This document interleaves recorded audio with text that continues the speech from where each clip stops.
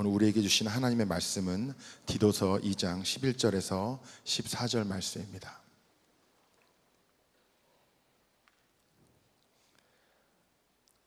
모든 사람에게 구원을 주시는 하나님의 은혜가 나타나 우리를 양육하시되 경건하지 않은 것과 이 세상 정욕을 다 버리고 신중함과 의로움과 경건함으로 이 세상에 살고 복스러운 소망과 우리의 크신 하나님 구주 예수 그리스도의 영광이 나타나심을 기다리게 하셨으니 그가 우리를 대신하여 자신을 주심은 모든 불법에서 우리를 속량하시고 우리를 깨끗하게 하사 선한 일을 열심히 하는 자기 백성이 되게 하려 하심이라. 아멘. 주님의 말씀입니다. 다 자리에 앉으시겠습니다.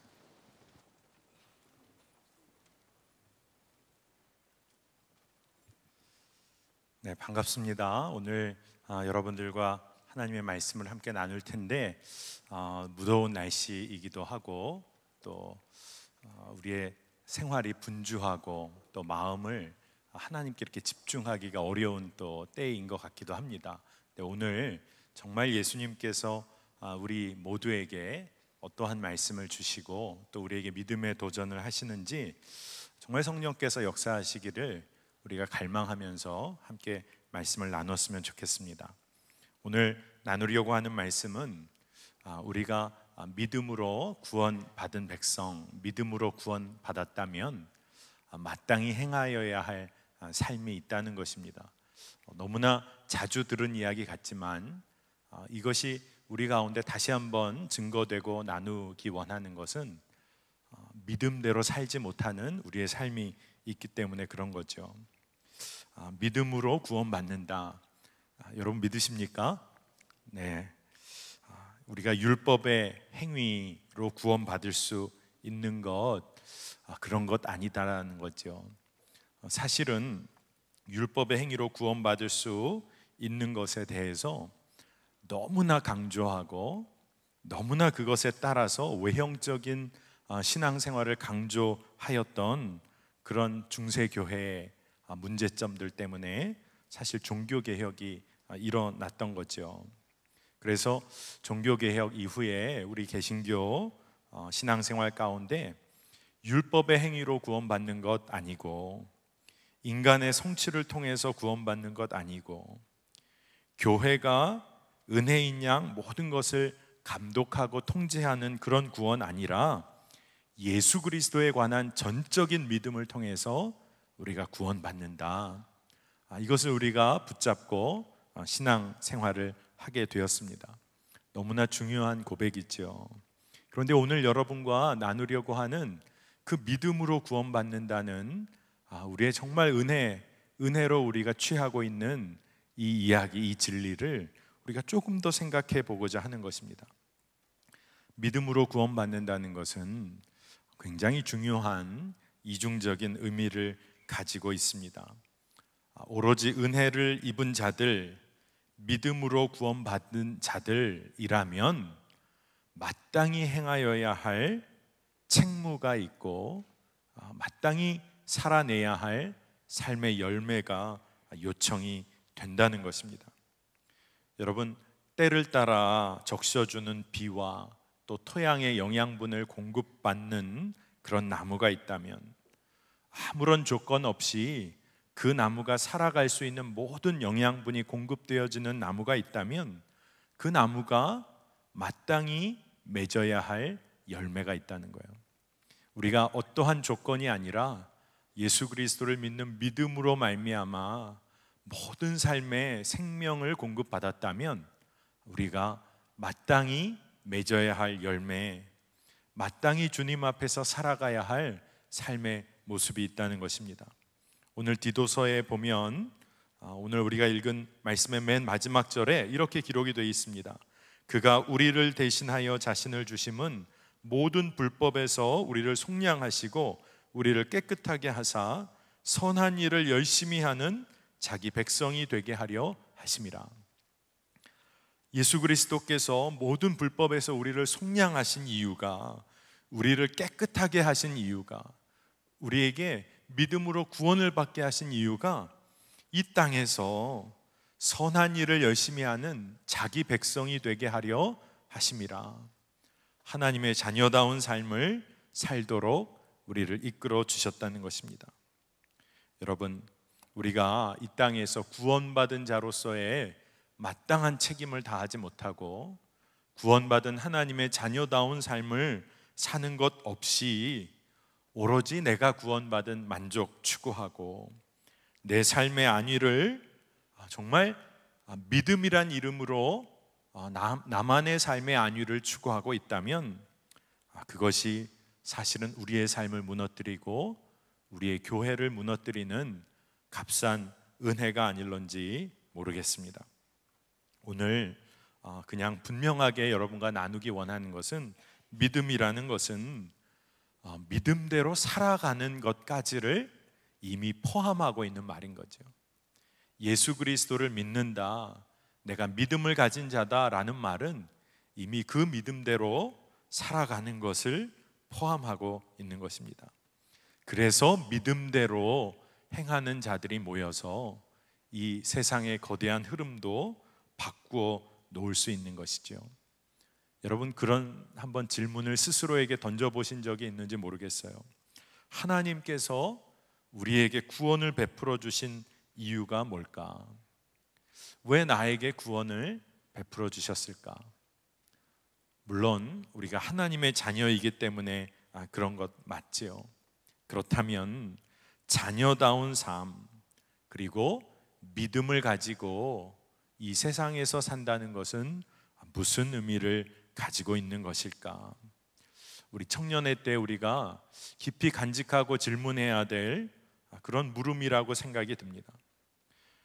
여러분, 하나님의 사랑과 정의가 흘러 넘치는 그런 땅이 하나님의 나라라고 우리가 믿는다면, 그리고 하나님의 나라는 하나님의 통치하심이 분명히 드러나는 곳이라고 우리가 정말 믿는다면, 우리는 이 하나님의 나라를 위해서 무엇을 하며 살아야 되는 거죠? 청년의 때에 하나님께서 다스리시는 하나님의 나라에 대한 꿈을 꾼다면 우리가 이 땅에서 어떤 일을 감당해야 하는 것일까요? 이전에도 한번 나눈 적이 있는 것 같은데, 여러분 영화를 좋아하시는 분들은 밀양이라는 영화를 아마 보셨을 거예요. 밀양이라는 영화를 보면 남편을 잃고 아주 어린 아들을 둔 아내가 남편의 고향 밀양에 와서 그곳에서 정착해서 피아노 학원을 시작하면서 영화가 이렇게 전개가 됩니다. 전도연이란 배우가 이 엄마 역할을 감당했는데, 그 밀양이란 곳에서 자기 남편을 잃은 상처를 치유하기 위해서 간 그곳 밀양에서 자신의 아이가 미술원장에게 유괴되었다가 살해되는 일을 겪게 되죠. 그 가운데서 이 여인, 이 엄마가 신자가 되게 됩니다. 그런데 원수를 사랑하라는 하나님의 말씀 때문에 은혜 받고 이제 미술원장을 용서해야 할 마음을 마음속에 품고 그 죄인 미술원장을 만나러 가게 되죠. 그런데 죄를 지은 미술원장도 교도소에서 신자가 되었습니다. 그래서 만나게 되었을 때 이 미술원장이 이야기하는 것, 너무나 평온하게 자신이 회개하고 이미 용서받았다는 것이죠. 이 엄마가 무엇라고 말하고 이 문제에 대해서 자신의 이야기와 삶의 이야기를 나누기도 전에 이 미술원장의 이야기는 자신이 이미 용서받았다는 것입니다. 참 설명하기 어려운 우리 신앙의 왜곡된 모습을 잘 표현하고 있는 것 같습니다. 우리가 믿음으로 용서받았고 회개함으로 용서받았다는 것은 정말 뭘 의미하는 걸까요? 자기 만족적인 믿음의 고백과 회개가 진정한 믿음의 고백과 회개가 아니라면 정말 우리가 믿음대로 살고 믿음을 붙잡는다는 것은 무엇을 말하는 것일까요? 우리 청년의 삶에 이 믿음대로 사는 것, 그리고 믿음대로 고백하고 회개하는 것에 대한 치열한 고민이 있어야 하지 않을까, 그런 생각을 해보았습니다. 이 밀양이란 영화 전에 87년도였던 것 같아요. 근데 그 이후에도 개봉되었던 영화인데 미션이란 영화가 있었습니다. 이 영화에는 로버트 드니로라는 남자 배우가 남미의 원주민들을 노예 어떻게 보면은 사냥하듯 잡아 팔아먹고 극악무도한 일을 하던 사람으로 등장을 하는데, 이 사람이 시기와 질투와 분노 때문에 자기 친형제를 살해하게 되고 맙니다. 그래서 자신의 죄를 깨닫고 고행과도 같은 일을 시작하는데, 그 일은 엄청나게 무거운 자신의 짐, 자신의 무기, 모든 것들을 묶어놓은 짐을 자기의 몸에 줄로 묶고 자신이 악행을 저질렀던 원주민들이 사는 마을을 향해서 그 짐을 끌고 올라가는 것이었습니다. 영화의 한 아주 엄청난 장면은 떨어지는 폭포 그 절벽을 이 드니로가 그 끈을 묶고 짐을 묶고 생명을 건 사투를 벌이면서 원주민의 마을까지 정말 떨어질지도 모르는 죽음을 무릅쓰고 그 원주민 마을에 도착하는 장면이 등장을 해요. 그 마을에 쓰러지듯 도착하여서 정말 모든 힘을 잃어버리고 쓰러져 있는 그 드니로에게 원주민 한 사람이 와서 원주민이 칼을 빼어서 그 줄을 끊어줍니다. 그 짐을 끊어내 주는 것이지요. 죄악으로 희생되었던 자들이 베풀어준 용서의 장면이기도 했습니다. 그래서 이 남자 배우가 하나님의 용서를 경험하고 그 마을을 위해서 섬기는 자로 살게 됩니다. 여러분, 어떻게 생각이 드세요? 미술 원장은 하나님께서 용서해 줬고, 이 드니로라는 남자 배우는 원주민이 용서를 해 준 건가요? 차이가 있다면 정말 마음의 애통함으로 자신의 죄를 하나님 앞에 내어놓고 책임적인 삶을 살려고 하는 삶의 몸부림이 있는 자, 그 자가 정말 하나님 앞에 믿음과 회개로 용서받은 자가 아닐까, 그런 생각을 해보았습니다. 여러분, 믿음은 살아내는 것이고 원수를 용서하는 것이고, 또한 내 삶이 원수로서의 삶을 살아온 나의 삶이 있다면 그 책임을 감당하는 것이고, 또한 용서를 구하는 용기와 담대함을 가지고 사는 것이지요.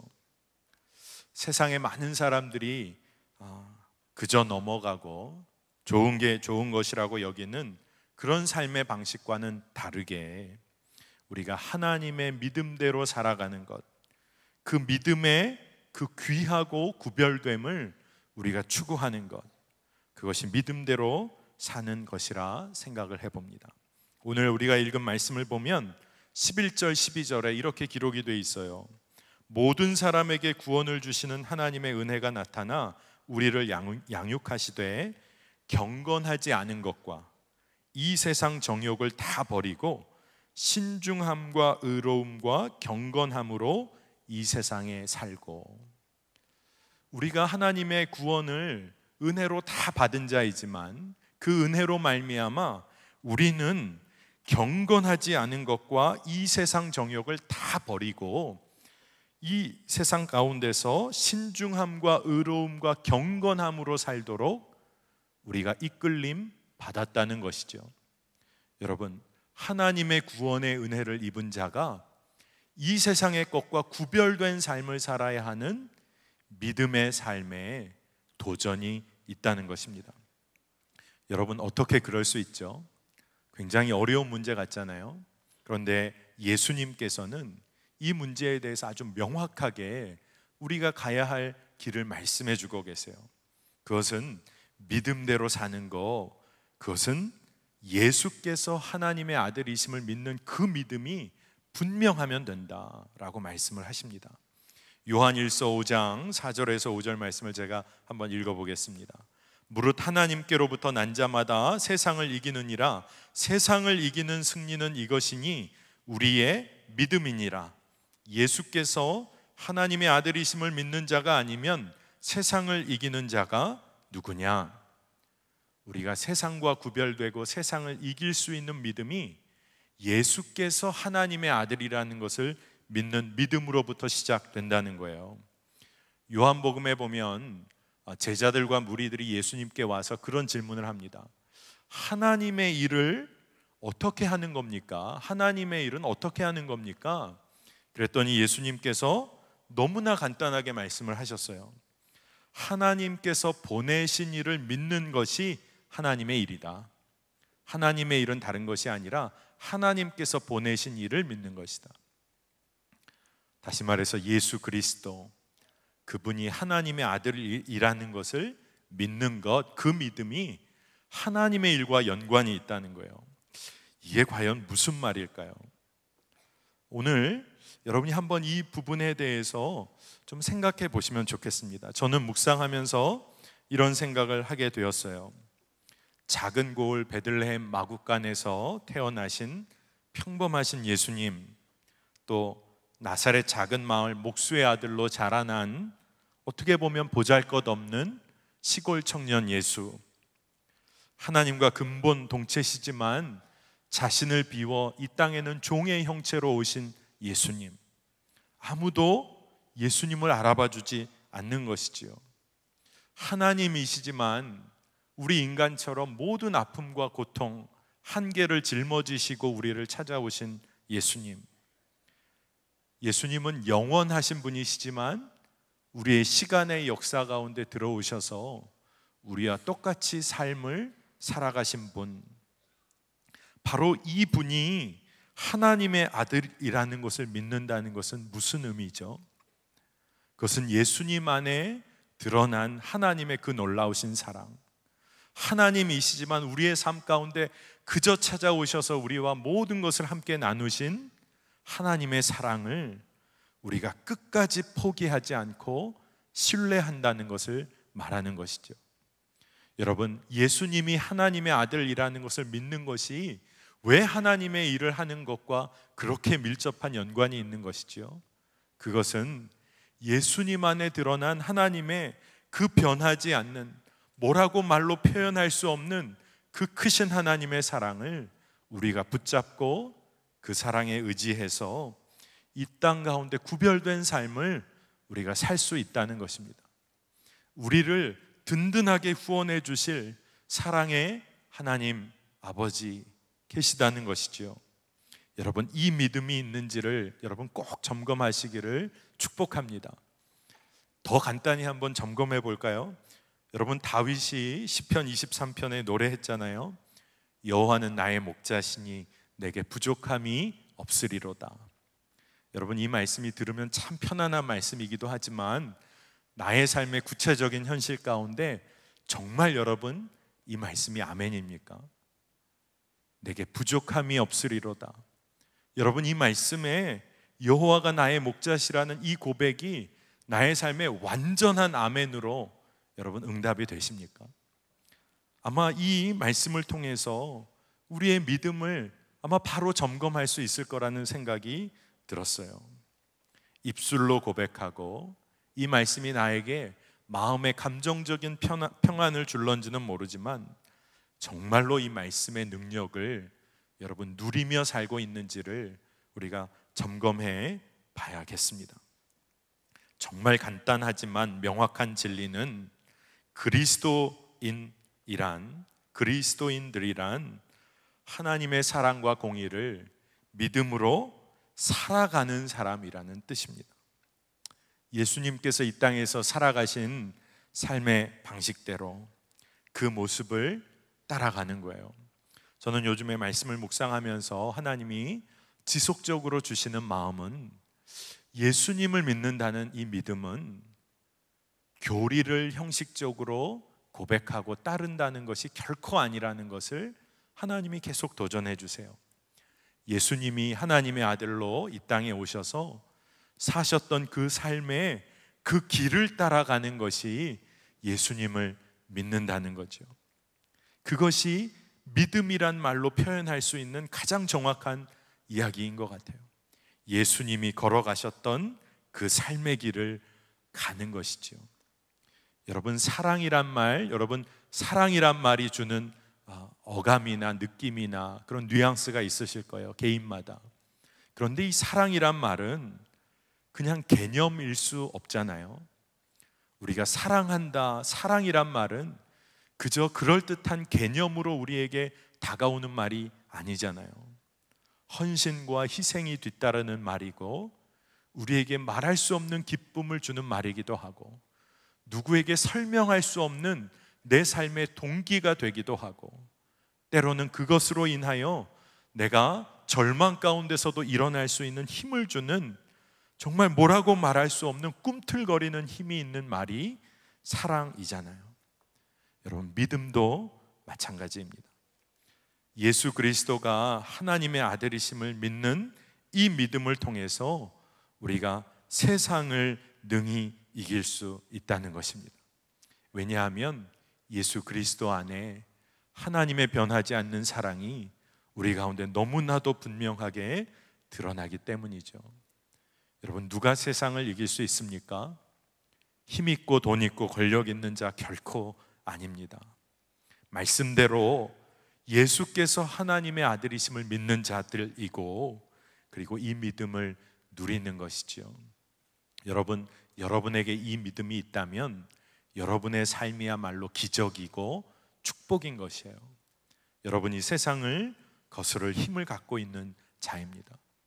하나님께서 모세에게 정말 모세를 뒤를 이어서 이스라엘 백성을 이끌어갈 여호수아에게 하나님께서 주신 말씀이 여러분 아시잖아요. 강하고 담대하라, 두려워하지 말며 놀라지 말라, 내가 어디로 가든지 내 하나님 여호와가 너와 함께 하느니라. 이 말씀이요, 여러분, 믿어지는 자, 그리고 이 약속과 명령이 붙잡아지는 자에게는 사명을 감당할 능력이 부어지는 것 아니겠어요? 여러분, 믿음이 여러분의 삶에 능력과 가야 할 길을 보여주고 이끌어 주는 것입니다. 여러분, 믿음대로 사는 삶의 실험을 우리가 청년들의 때에 꼭 감당했으면 좋겠는데요, 오늘 제가 말씀을 여러분과 함께 나누면서 이런 이야기를 좀 나누면 좋겠다는 생각을 했어요. 왜냐하면 우리가 믿음대로 살려고 하지만 청년의 때 끊임없이 무너지고 실패하게 되기 때문에, 성경 가운데서 믿음이 있는 우리의 믿음의 조상이라고 여겨졌던 아브라함도 믿음대로 살지 못하고 실패했던 이야기를 여러분과 함께 나누면서 우리가 믿음대로 사는 삶에 대해서 조금 더 분명한 도전과 점검을 했으면 하는 그런 마음이 들었습니다. 여러분, 아브라함도 인간이기에 약함과 죄성이 있는 연약한 자였죠. 그런데 여러분, 나중에 한번 창세기 20장을 한번 잘 읽어보시면 좋겠는데, 창세기 20장을 보면 아브라함이 정말 거짓말, 또 하나님을 신뢰하지 못하고 세상에 대한 두려움 때문에 정말 뭐라고 표현하기 어려울 정도로 스타일을 구기는 그런 이야기가 나옵니다. 믿음의 조상이라고 말하기에는 너무나 인간적인 아브라함의 이야기가 나와요. 아브라함이 그랄 지방으로 이사해서 그곳에서 좀 지낼 때의 이야기입니다. 지나가는 때이죠. 이 그랄 지방이라는 곳이 어떤 곳이냐 하면 지금으로 말하면 팔레스타인의 가자 지구 있는 쪽입니다. 그런데 그 당시에 블레셋 사람들이 융성해지면서 그 도시가 해상 도시가 발달하고 성장을 하던 곳이에요. 그런데 아브라함이 정말 발전하고 있는 그 지역에 들어가면서 그 지방의 기세에도 눌렸고, 그 지방을 다스리는 아비멜렉이라는 사람의 그런 영향력에 놀랐던 것 같아요. 그래서 여러분이 잘 아는 것처럼 지레 겁먹은 아브라함이 아내 사라를 가리켜서 나의 누이라고 소개하게 됩니다. 그래서 아비멜렉이 아무런 거리낌 없이 아브라함이랑 잘 지내고 싶은 마음에 사라를 데리고 가요. 그 당시 문화는 서로 연합하고 동맹하는 관계 중에 가장 우선이 되는 관계는 결혼을 통해서 서로가 맺어지는 관계입니다. 그러니까 이를 어쩝니까? 거짓말한 것, 말하지도 못하고 사라를 빼앗기고 만 것이죠. 아비멜렉이 사라를 데려간 날 밤에 아브라함도 어찌하지 못하고 사라도 어찌하지 못하는 그 순간에 정말 하나님 아마 짜증 나셨을 것 같아요. 근데 하나님이 개입하세요. 아비멜렉의 꿈에 현몽하셔서 너 이 여인이 남편이 있는 여인이다. 너 이 여인으로 인하여 너 죽게 될 것 같다. 아비멜렉이 깜짝 놀라서 이제 사실 관계를 다 밝히고 결백함을 드러내서 자신은 그 위기를 모면하게 되지요. 그리고 아브라함을 불러들여서 왜 이런 일을 벌였느냐고 크게 꾸짖게 됩니다. 오늘 이 이야기를 여러분에게 이렇게 자세하게 나누는 이유는 왜 아브라함이 이렇게 아비멜렉 이방의 왕에게 꾸지람을 듣고 또 왜 세상 사람들에게 부끄러움을 당하게 됐는지 아브라함 스스로가 그 이유를 말하고 있기 때문이에요. 거기에 대해서 한번 우리가 관심 있게 좀 들어볼 필요가 있습니다. 창세기 20장 11절에 보면 아브라함이 이렇게 말을 합니다. 이곳에서는 하나님을 두려워함이 없으니 내 아내로 말미암아 사람들이 나를 죽일까 생각하였으며. 아브라함의 고백이에요. 여러분, 아브라함이 믿음의 조상으로 자신과 함께 하시는 하나님에 대한 믿음은 아마 있었을 거예요. 그런데 아브라함이 놓친 부분이 하나 있어요. 그것은 하나님께서는 온 세상의 주권자 되신다는 거. 이 그랄 지방에서도 하나님께서는 하나님이시라는 거. 이 이방 사람들이 하나님을 두려워하지 않지만 하나님은 이 이방 사람들의 주권자 되신다는 것을 아브라함이 놓치고 말았어요. 그래서 그것을 잊어버리고 두려움에 빠지게 되었을 때 아브라함이 수치를 당하게 된 것이죠. 왜 아브라함이 세상 사람들에게 부끄러움을 당했는지 우리 젊은이 교회 공동체 지체들이 잘 기억했으면 좋겠습니다. 이미 그는 세상에 패배의식을 가지고 마음과 모든 삶의 태도를 내어주었어요. 왜냐하면 내가 두루 다니게 될 때마다 사람들이 아내 사라 때문에 나를 해하려 할지 모르니까 가는 곳마다 나를 오라비라고 좀 얘기해 달라. 아브라함은 이미 세상에 마음을 내줬어요. 그리고 아내 사라에게 나에게 그 은혜를 좀 베풀어 달라. 어느 곳에 가든지 나를 오라비라 불러달라. 이미 아브라함이 믿음대로 행하지 못하고 마음을 세상에 내어준 것이지요. 아브라함이 어떻게 보면 인생의 굉장히 중요한 위기와 고비 가운데 믿음을 사용해야 할 그 순간에 믿음을 사용하지 못한 것을 보게 됩니다. 여러분, 우리 인생도 그런 것 같아요. 정말 믿음을 사용해야 할 때가 있습니다.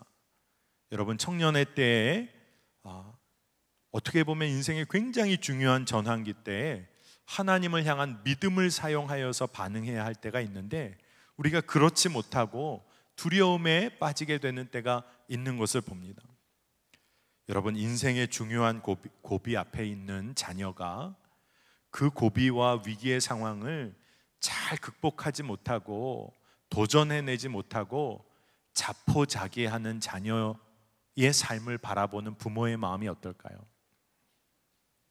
혹 실패를 하더라도 도전하고 애써보고 부닥쳐보는 자녀를 바라보는 부모의 마음과 이미 접고 이미 마음을 내려놓고 그리고 자포자기하는 삶을 바라보는 부모의 마음은 어떨지 여러분 생각해 보시면 좋을 것 같아요.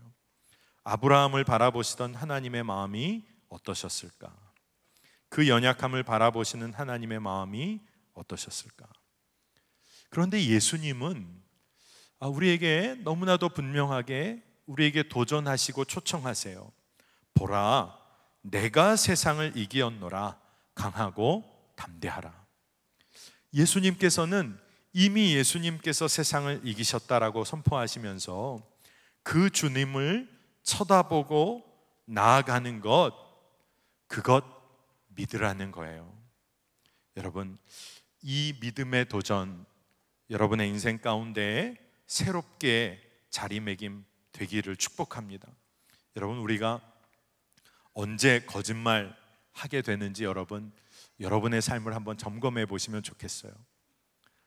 여러분들 뭐 조카라든가 아이들을 한번 혼내 보신 적이 있는지 모르겠어요.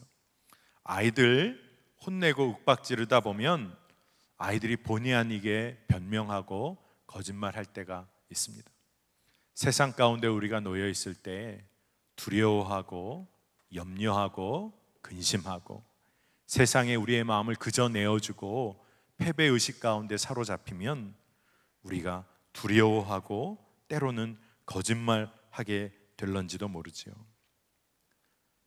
오늘 이 창세기 20장의 말씀을 보면 아브라함은 정말 참 낯을 들기가 어려운 그런 상황 가운데 놓여요.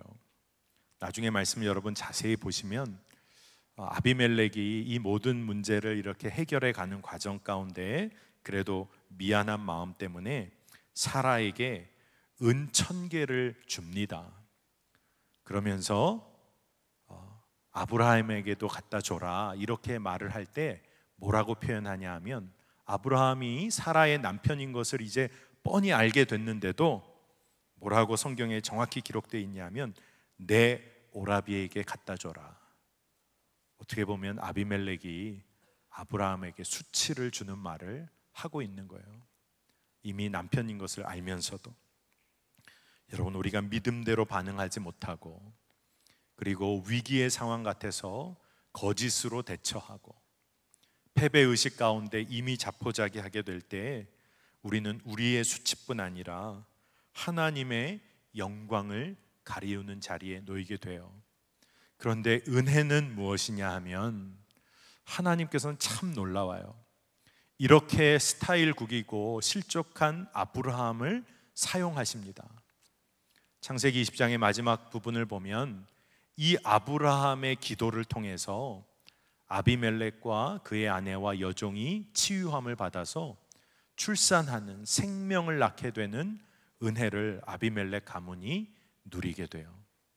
실패한 아브라함, 수치를 당한 아브라함, 믿음대로 행하는 일에 있어서 무너졌던 아브라함을 하나님께서 그를 통하여 축복의 문이 다시금 열리도록 사용하십니다.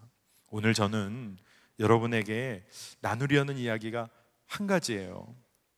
여러분, 믿음대로 행하는 일을 두려워하지 마시기 바랍니다.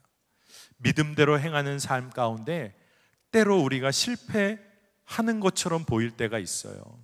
하지만 결국 하나님께서 여러분을 사용하셔서 이 땅을 바꾸시고 축복하시고 믿음의 도전을 끊임없이 일으키는 일에 여러분을 사용하실 거예요. 실패하고 수치를 당한 아브라함도 하나님이 다시금 사용하셨어요.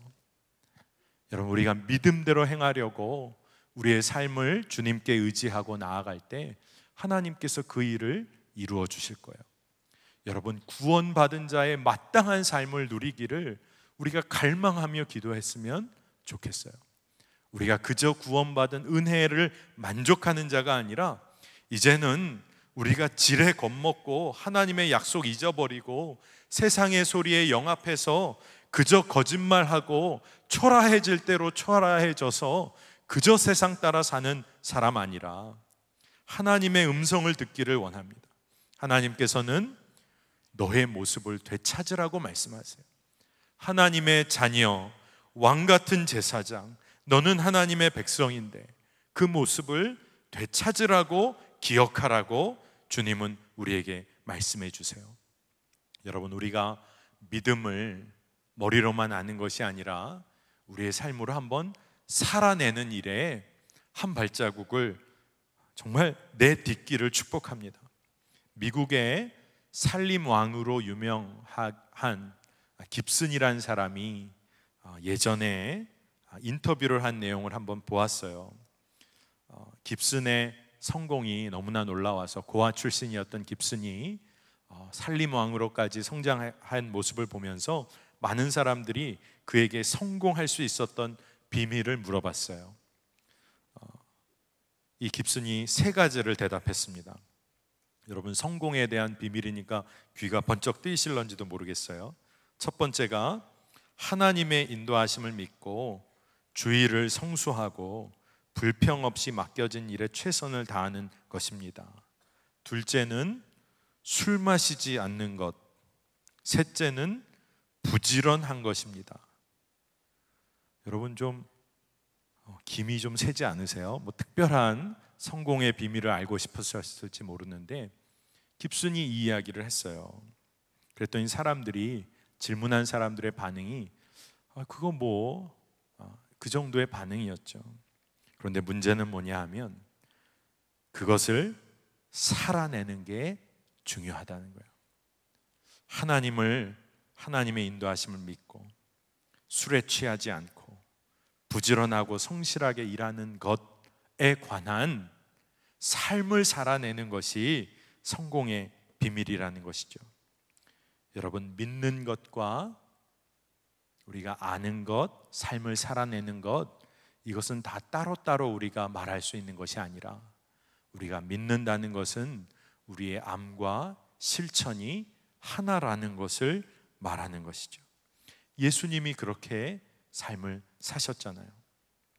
여러분, 아는 것과 행하는 것에 삶의 격차가 커지면 커질수록 우리는 진실하지 못한 삶을 사는 거죠. 제가 예전에 리더 모임 때도 한번 소개를 하고 여러분들에게도 이야기를 했었던 것 같은데, 저는 제가 신학교 대학원 다니던 시절에 한 교수님이 아직도 기억이 납니다. 목사님이시죠. 키도 작으시고 말씀도 전하실 때 굉장히 딱딱하고 지루하게 전하세요. 지금은 고인이 되셨는데 신약학 교수님이셨던 박창건 교수님이세요. 대학원 신학교 채플 시간에 이분이 설교를 하시면 달변이 아니셨기 때문에 듣기가 조금 힘들었어요. 좀 지루한 것 같기도 하고 집중해서 들어야 했어요. 그런데 지루한 것으로 그치지 않고 이분의 설교에는 늘 힘이 있고 마음을 움직이는 무언가가 있었어요. 왜냐하면 이분이 정말 성실한 삶, 아는 것과 행하는 삶이 정말 하나 되신 분이라는 마음이 저에게 있었기 때문입니다. 원고 설교를 늘 하셨기 때문에 그냥 원고를 그저 읽어 내려가시는 것처럼 설교하셨어요. 정말 좀 변함없는 톤으로 딱딱하게. 그런데 그분의 삶이 있었기 때문에 정말 힘이 있는 설교였다는 기억이 아직도 있습니다. 설교자로서 저도 늘 도전을 받는데, 이분이 아주 예전에 늦둥이를 보셨다고 쑥스럽게 얘기하시고 다니셨다는 이야기를 제가 전해 들은 적이 있어요. 근데 한참이 지나고 알게 된 것은 아이를 입양하고 키우셨는데 사람들이 물어볼 때면 주책스럽게 늦둥이를 낳았다고 늘 말하면서 다니셨던 그런 분이셨어요. 여러분, 우리의 삶에도 겉으로 드러나는 화려함과 겉으로 드러나는 사람들의 인정을 받기 원하는 그런 마음이 우리 가운데 자리 잡고 있죠. 청년의 때는 더 할런지도 모르겠습니다. 그런데 분명하게 말씀드릴 수 있는 것은 시간이 지나도 분명하게 남아있는 마음의 중심으로 전할 수 있는 것은 여러분의 마음에 품은 것을 작은 것부터 살아내는 그 실천을 통해서 여러분이 이러한 힘을 갖게 되는 줄로 믿습니다. 사도 바울도요, 데살로니가 교인들에게 편지할 때 이런 표현을 썼어요. 우리가 너희에게 편지 쓰는데 복음은 말로만 하는 거 아니라는 거 너희들 알지 않냐? 우리의 삶을 변화시킨 그 복음이라는 것 알지 않냐? 라고 데살로니가에 편지 쓰면서 처음에 그렇게 편지를 씁니다. 데살로니가 전서 1장 5절에 바울이 이런 표현을 써요. 이는 우리 복음이 너희에게 말로만 이른 것이 아니라 또한 능력과 성령과 큰 확신으로 된 것임이라. 우리가 너희 가운데서 너희를 위하여 어떤 사람이 된 것은 너희가 아는 바와 같으니라. 야, 이렇게 편지 쓸 수 있는 바울이 참 행복하다는 생각을 했어요. 우리가 전하는 복음 말로만 하는 거 아니라는 거 너희들 알잖아. 우리를 변화시킨 복음, 우리가 어떠한 사람이 된 것을 너희가 알고 있잖아. 믿음대로 행하는 삶의 축복이고 기쁨은 우리가 복음대로 믿음대로 살아서 우리의 삶의 작은 증거일지라도 그것을 분명하게 말할 수 있는 그 축복이 우리 삶의 기적 중의 기적이라고 여러분과 꼭 나누고 싶습니다. 여러분, 우리가 믿음대로 행하는 삶, 우리 젊은이 교회의 슬로건이 믿음의 실험실이잖아요. 실험은 때로는 실패할 수도 있고 좋은 결과를 가져오지 못할 수도 있죠. 그런데 분명한 것은 이런 것이에요. 한국 교회가 다시금 성령의 역사 가운데서 사회를 살리고 민족을 일으키는 교회가 되기를 우리가 소망하고, 그러한 교회가 분명히 될 것을 우리가 믿음으로 선포한다면, 정말 우리가 그것을 간절히 소망하고 믿음으로 선포한다면 우리 청년 교회가 무엇을 감당해야 할지, 무슨 일을 우리가 실천해야 할지 고민해야 한다는 것이죠. 이 한국 사회가 이제는 한 생명, 한 사람의 존엄성을 정말로 귀하게 여기는 사회가 돼야 할 것이다. 이 기도 제목 가지고 우리가 기도하면 하나님 일하실 것이다, 우리가 믿음으로 선포할 수 있다면 그 선포와 더불어 우리가 무슨 일을 치열하게 고민해야 할지 우리가 기도하고 고민해야 한다는 것이죠.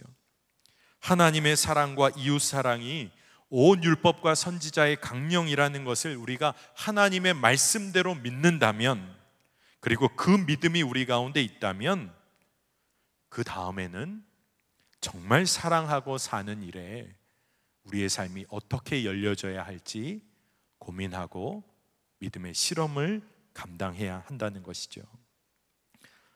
모르긴 몰라도 우리의 삶에 막혀진 부분이 있고, 하나님의 자녀이고 구원받은 자인데 왜 나의 삶은 이렇게 낭만 가운데, 절망 가운데 있을까 하는 청년들이 이 자리에 있는지 모르겠습니다.